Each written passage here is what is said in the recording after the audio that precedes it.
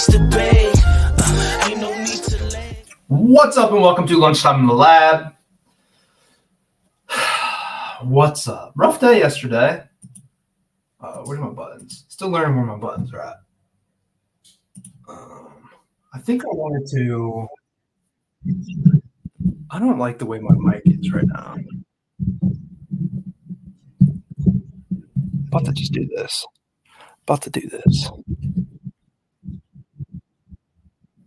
Something like that, maybe. All right. Well, hey, as you guys are cycling in here, go ahead and hit that like button, hit that subscribe button for me too, please.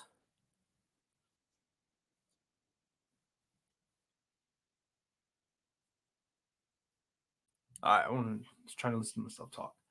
All right. Let me pull up. I forgot to pull up my. I told myself I wasn't going to do any of this like messing around beforehand and kind of just hop into plays. And here I am messing around beforehand. But we'll get her going here.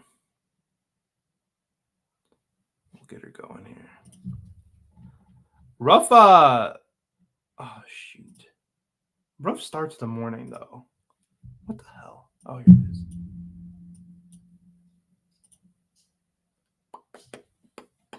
Damn, I'm struggling. You think I was ready? I'm the one that hits the dang button. Why is it taking me so long to get going? All right, just a second. Just gonna tweet one more time that we were live and we'll get rolling. Sorry for the delay. Live now. Can't do it on my computer anymore though because it's like falling apart on me. So here we go.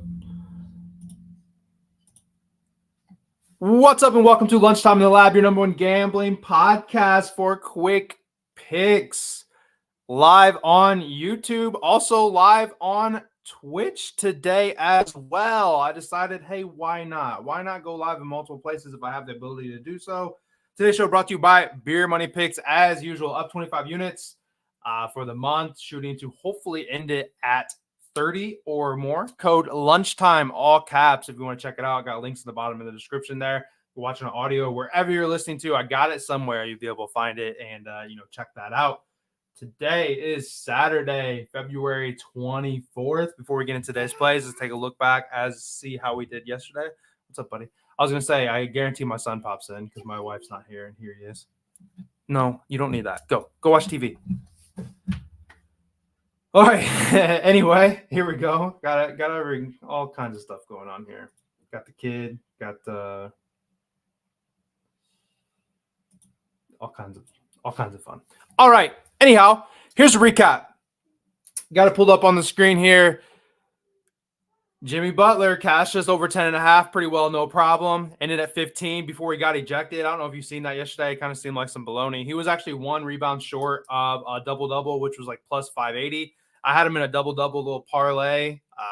Luckily, Pods missed from the Warriors. I would have been pretty mad if he got ejected and missed out on that double-double.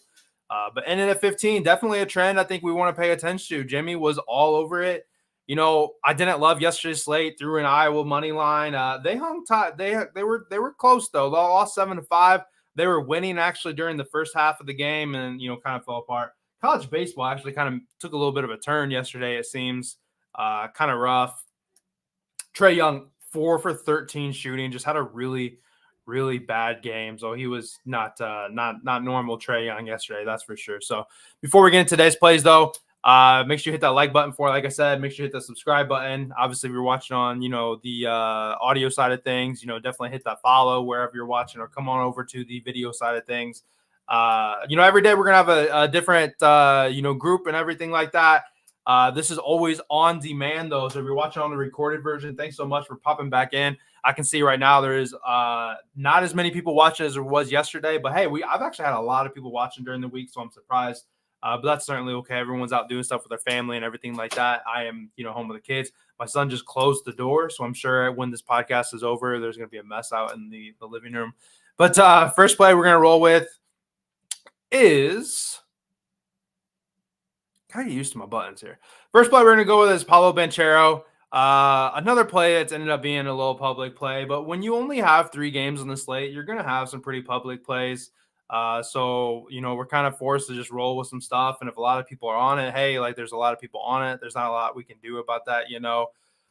But in away games, he's over this in 6 of his last 10. That's what the graph is behind us there. Dang, what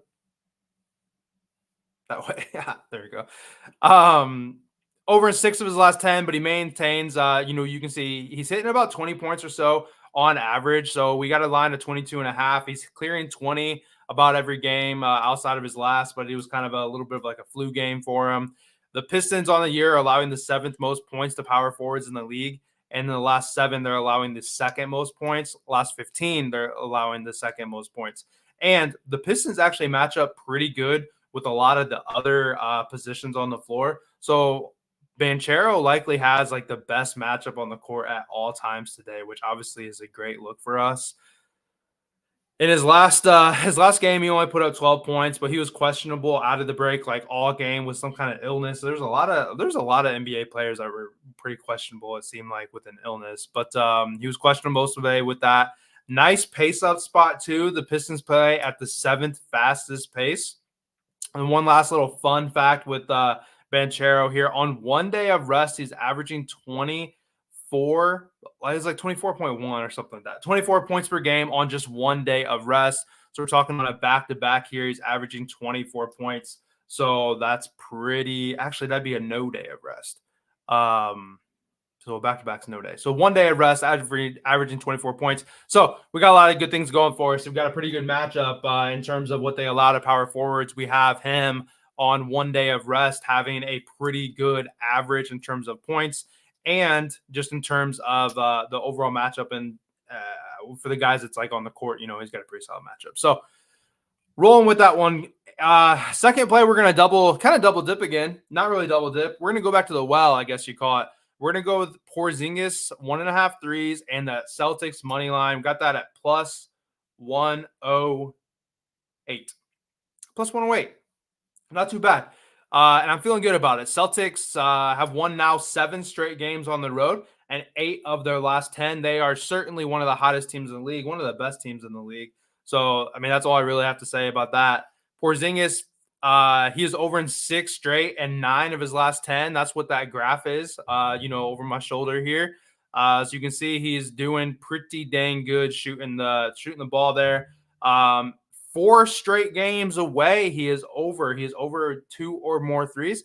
And in 6 games with a win for the Celtics, he is in 2 or more threes. So we have quite a few 3 little trends going for us there. However, there's a nice little 4th one. Porzingis against the Knicks has played 11 times in his career, and he is over this in 9. He's over in 9 of 11, including 8 straight. And let's see, I thought I had a little, and if in 6 of those, he's had 3 or more. That came out really bad. When push comes to shove, or whatever the thing is, long story short, Porzingis is really good against the Knicks, against his old team, I will say, though, at first glance, you look at this matchup, if you look at the overall, like, yearly stats, the Knicks, it looks like it's going to be a tremendous matchup, right? On paper, the Knicks give up the 4th most threes to center, but that came when Mitchell Robinson was playing. He's obviously now hurt. He's been out for a while. I don't even know if he's coming back, to be honest. I don't even know what's wrong, to be honest. But he, played a lot of that drop coverage with him, which allowed, big guys that can shoot were able to shoot against him. It's an advantage that we had in the beginning of the year that I definitely took, advantage of plenty of times on this podcast, plenty of times in the Discord with like the VIP plays. But with him out, the Knicks are actually allowing the 3rd least threes to centers in the last 7 and the last 7 and the last 15. And they get a slight bump up to the 6th least threes in the last 30. So that's not something that really scares me. It's just something to say that he isn't in this absolute smash spot. If you were to look at just year-to-date numbers, sure, it looks like it's a great matchup, but you have to look at like what players are actually in there, if you make sense. You got to, use your brain a little bit. But we have him. Celtics are in a great spot. They've been playing great ball away, playing great ball in general. And then you have a spot where he just smashes his old team with the Knicks, going for 3+ in 6 straight games against them. We're at 9 out of the last 10. He's made at least 2, including the 6-game streak. Love it, especially we can get the plus 108 there. for the Porzingis 2 threes and the money line. So we're going to ride her for our second play there. And then lastly, kind of the same play though. When you have a small slate, you kind of have to do your best to find some value. So the last play here is going to be Anthony Edwards over 2.5 threes plus the money line. And I hate to do it. I hate to just take. I mean, I borderline looked at like just taking all three money favorites today, and every team should definitely win today. I was prepared to take this line though for Edwards at 3.5, and I saw it at 2.5, and I was pretty surprised by that. But it's juiced to hell, not really playable in my opinion. I'm not going to give you guys like a minus 160 or something like that, which is where like Porzingis is sitting at. That's just not the way that we're going to roll. So I'm going to combat it, like I said, with the money line, just like I did with the Celtics. In terms of the Wolves money line, they're just simply much better. 22 wins above 500 compared to the Nets, who are 13 wins under 500. Edwards against the Nets in his career, or at least in his last like 4, he's had over this time, he's had 3 or more in 3 of his last 4 with 3, 2, 3, and 4. So one time having a pretty good, outing against them when he had that 4th one there. As you can see, though, going into break, looking at the graph over the shoulder here, going into break, he was hot. He was hitting 4 of his last 5, and then out of the break, he put up 4, last night. So the guy's been shooting the ball really well. He's a fantastic shooter to begin with, super solid guy. Tonight, he faces a Nets team, though. Talk about a good matchup. This is one of those, this is one of the spots where he has the perfect matchup. It's really just going to be for him to perform. None of this like Porzingis, like fake on paper kind of looking thing. The Nets that he faces tonight have given up threes to guards, a ton of threes to guards. In fact, they give up the 4th most threes in general in the last 30 games. In the last 7 games against shooting guards, the Nets have given up the most threes at a 5.5 per game clip. In the last 15, they've given up the most threes to shooting guards at 4.39. And then the last 30, they have given up the most at a 4.02. Obviously, that number is going to go down as like the days stretch and get longer. Like that's just simple math. But the fact of the matter is the Nets allow a ton of threes and they allow a ton of threes to guards. They allow the most threes to point guards on the year if you look at the full year-to-date number. So it's not just one of those, like if he ends up running the point for some reason, it's fine. Guards in general have been able to cook the Nets. We have a favorable line. It's like minus, 7 in terms of the Wolves getting that money line. I don't think we see a blowout today, like knock on wood as I normally do. But, hey, we'll just kind of have to see, what happens or whatever. Shout out my boy D-Rock in the chat.